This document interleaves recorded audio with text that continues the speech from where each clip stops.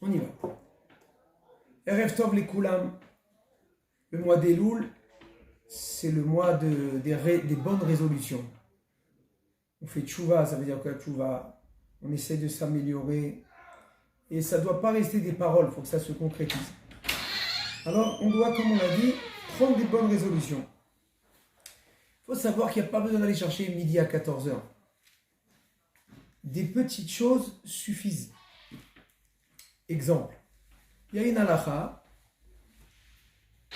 pour laquelle malheureusement on n'est pas tout le temps très attentif.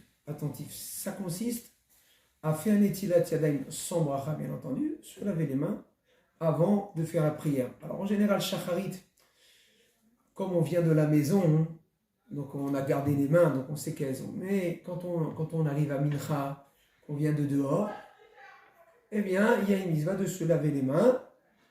Dans l'absolu, on n'est pas obligé de faire 3 fois. Laver les mains avec un kéli. À défaut de kéli, on pourrait même ne serait-ce que se laver les mains sur le robinet, mais ça participe à la préparation de la tfila. Il y a un bon juif qui a raconté son histoire personnelle, qui pour dernier, il a dit voilà, ma résolution de cette année, ça sera de toujours veiller à se laver les mains avant de faire la prière. Cet été qui vient de passer, cette histoire se passe en Israël, il a accompagné sa femme à Tel Aviv.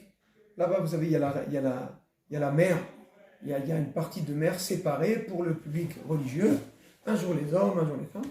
Donc c'était le jour des femmes, il a déposé son épouse pour qu'elle profite de la mer. Et lui, en attendant, il est parti dans un parc pour faire un peu de jogging, etc. Et voilà que, donc c'était la fin de l'après-midi, le soleil se couchait. Et il entend Mincha, Mincha. Ah, bien sûr, ça l'intéresse. Alors il se joint au groupe pour faire Mincha. Il se dit, mais attends, mais moi je me suis promis de faire un Netilat Yadayim, de laisser laver les mains. Il a dit, bon, ça fait que j'arrive.